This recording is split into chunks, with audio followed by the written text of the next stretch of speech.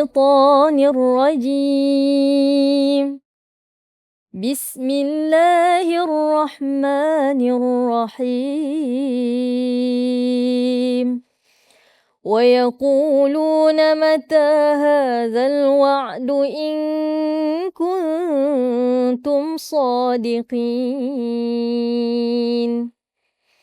قل إنما العلم عند الله وإنما أنا نذير مبين فلما رأوه زلفة سيئت وجوه الذين كفروا وقيل هذا الذي كنتم به تدعون صدق الله العظيم. Assalamualaikum warahmatullahi wabarakatuh. Sidang penonton, salam Ramadan Al-Mubarak. Selamat berpuasa. Kita masih lagi bersama dengan 30 hari, 30 ayat. Dan masih lagi bersama dengan Surah Al-Mulk bersama dengan Habib Ali Zainal Abidin Hamid. Yang semalam mengulas tentang petunjuk hidayah Allah Subhanahu Wa Taala. Orang yang berjalan menunduk pasti akan tersesat. Orang yang berjalan terbuka, tapi izin Allah dengan matanya dan telinganya yang akan menjadi petunjuk. Itu ayat-ayat dalam surah Al-Mulk ini, ayat ke-22 dan 24. Dan hari ini kita sambung ayat yang ke-25 sampai 27. Silakan, Habib. Bismillah, alhamdulillah, wassalatu wassalamu ala sayyidina Rasulillah Muhammad bin Abdullah wa ala alihi wa sahbihi wa man walah wa ba'du. Pada ayat ini Allah Subhanahu wa taala menceritakan tentang hari di mana semua makhluk mukallaf akan dikumpulkan di padang mahsyar. Qul huwallazi dzara'akum fil ardi wa ilaihi tuhsyarun.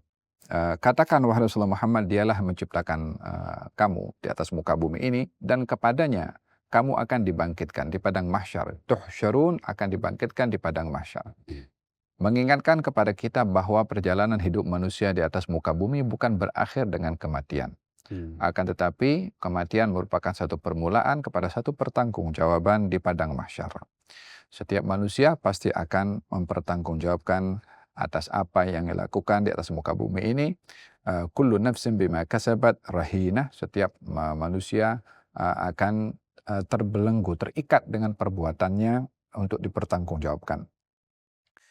Ketika diberitahukan tentang hari kiamat, maka tidak semua orang yang menerima hari kiamat akan terjadi. Maka sebagian orang ingkar dan mengolok-olok kepada Nabi tentang hari kiamat. Ada di antara mereka yang membawa tulang yang sudah lama diambil dan diremas di hadapan Rasulullah. Ya Muhammad, adakah kamu menyangka ini tulang binatang sudah menjadi tulang dan aku remas ini akan dibangkitkan oleh Tuhan kamu? Lebih kurang macam itu punya soalan kepada Nabi. Ada yang mengatakan mengolok-olok kepada Nabi dengan mengatakan wa yaquluna mata hadzal wa'du in kuntum shadiqin, yani kamu mendakwa kita mati akan dibangkitkan di padang mahsyar.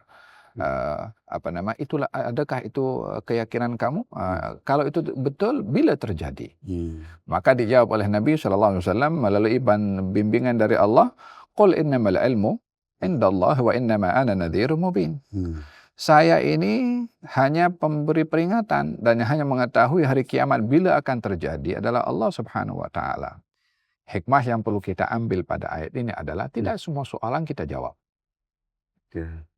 Selain daripada memang yang maha mengetahui hari kiamat itu adalah Allah, tapi tidak semua soalan perlu untuk didetailkan bila soalan itu mempunyai warna mengolok-olok atau soalan yang bukan menginginkan jawaban.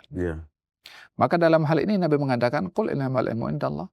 Yang maha mengetahui hari kiamat bila akan terjadi adalah Allah. Di sini Allah Subhanahu wa taala menyembunyikan bila hari kiamat terjadi supaya manusia tidak fokus kepada bila berlakunya hari kiamat, tetapi lebih fokus kepada persiapan bila anytime hari kiamat akan terjadi. Kita sebagai seorang muslim dan mukmin berkeyakinan ada dua hari kiamat. Yang pertama, hari kiamat adalah hari ajal tiba, dan itu kita tidak tahu. Yang kedua, hari kiamat adalah hari di mana ditiupkan sangkakala yang kedua dan semua akan dibangkitkan. Kenapa kematian dikatakan hari kiamat? Karena seperti mana di hari kiamat nanti manusia tidak lagi boleh beramal. Demikian ketika seorang bila tiba ajalnya, dia pun tak boleh beramal. Itulah kiamat yang sughra, kiamat yang pertama, dan kiamat yang kedua adalah kiamat pertanggungjawaban. Falamma ra'ahu zulfatan si'at wujuhal ladzina kafaru wa qila hadzal ladzi kuntum bihi tad'un. Mereka yang menanyakan bila tu hari kiamat sambil mengolok-olok, dijawab oleh Nabi, Allah yang Maha mengetahui, saya hanya penyampai saja, saya bukan memberitahu, bukan saya tahu hari kiamat itu bila.